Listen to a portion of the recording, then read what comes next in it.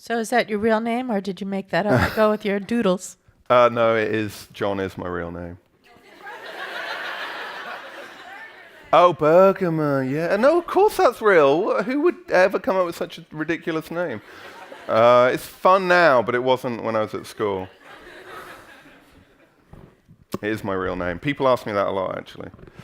I wanted to know who takes the pictures of you when you're in the frame.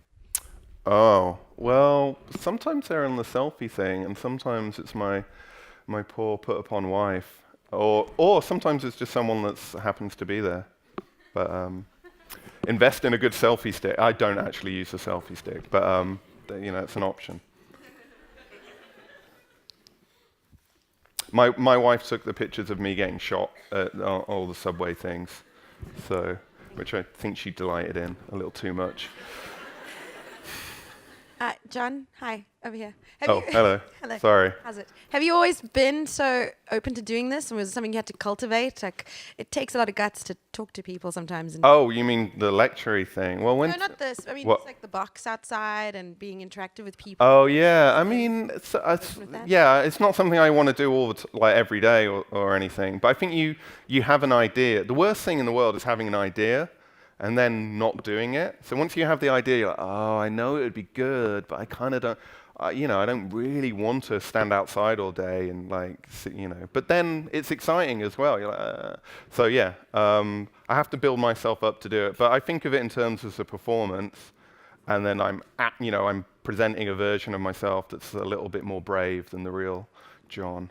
And then so I can do it for a while, and then I have to run home and hide. I think. What type of wash do you use for your shoes? What kind of wash? What do you mean, what kind of wash? Or is it Photoshop? These shoes?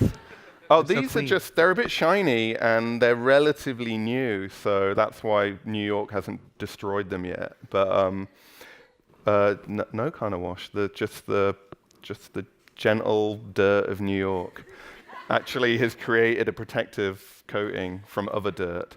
Thank you. Yeah. Hey, over here. Ooh. Oh, hello. Hey, so do you, since you're about restrictions in time, how much time do you spend a day actually creating art, and what kind of percentage? Not real percentage, but are you doing email a lot of the time? Are you a lot of emails? And are you do you spend most of your day just being creative, or are you?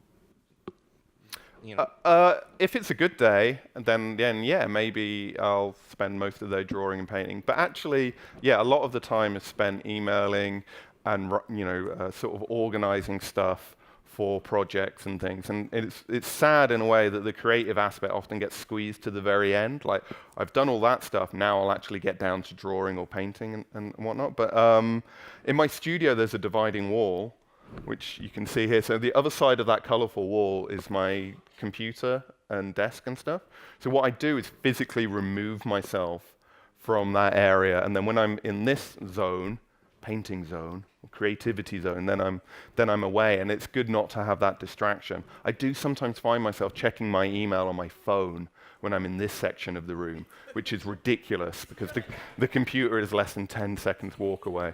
But yeah, sometimes it gets screwed. But to be creative, sometimes you only need 10 seconds. It can be a quick thing. So it's different, but not as much as I always want to be spending more time drawing and stuff. Hello, how are you, Jon? Thank you so much for coming. Oh, first hey, of all. You're very welcome. Thanks all you guys for being here. I have a question. When did you first say, okay, officially I'm a doodler with a commercial project that you did where you said, okay, I can live off of this? What was your first project like that? The first project I had, I studied fine art at university in Nottingham, and so I didn't really anticipate ever making a living from art or anything. It's not anything anyone really talks about on fine art courses. I had a part-time job doing sort of a graphic designy kind of work, very low-end stuff, and then I did work for a Levi's. Someone had seen a sticker I'd put up, and they contacted me. It was BBH, an ad company, and they wanted me to paint some stuff for Levi's. And I'd never done anything like that before. And I was at work when I got the phone call, and they told me how much they were going to pay me. And then I quit my job. So And I thought if I do one job like this a year, I'll be fine because I'm very frugal and live cheaply and stuff. So that sort of happened. It didn't happen immediately and stuff, but that gave me it opened the door. It was like, oh, now I realize I could make a living doing this. Yeah, thank you, Levi's. Yeah, yeah. So it was good. We're going to take one last question up here. Hi. Oh, hello. Hi. So a lot of your ideas you talk about, it's like a quick fun idea. How much time do you spend concepting things? Or is it like you just come up with an idea, like an idea comes to you and then you just go with that? I think there's sometimes no time. I think there's two types of ideas. The idea where you think there might be something and you have to work on it a lot and shape it up, and that can be floating around in your brain for years sometimes. Especially with books and things, you have an idea and you tweak and tweak and tweak. But then the really good ideas happen instantaneously, and it's like they take no time, and you just, before you know it, you've already sort of scribbled down exactly what it is you want to make, and it seems like it's going to work. So, and there's no controlling those things, which is really frustrating. So yeah, sometimes no time at all. But I feel like every time that happens, like, what did I do? Like, what was the situation? What was I eating? Where did I was? Because I want to recreate that because it seems so magical. But I don't know. There's no real controlling it. But I think like a lot of the time, it's just you have a lot of stuff in your head, and then eventually it builds. It's like a kettle boiling, and it just hits boiling point. And idea pops out. You're like, oh yes. So it's just good to keep your brain full of exciting things, I guess. Inspirations. Good ending. All right.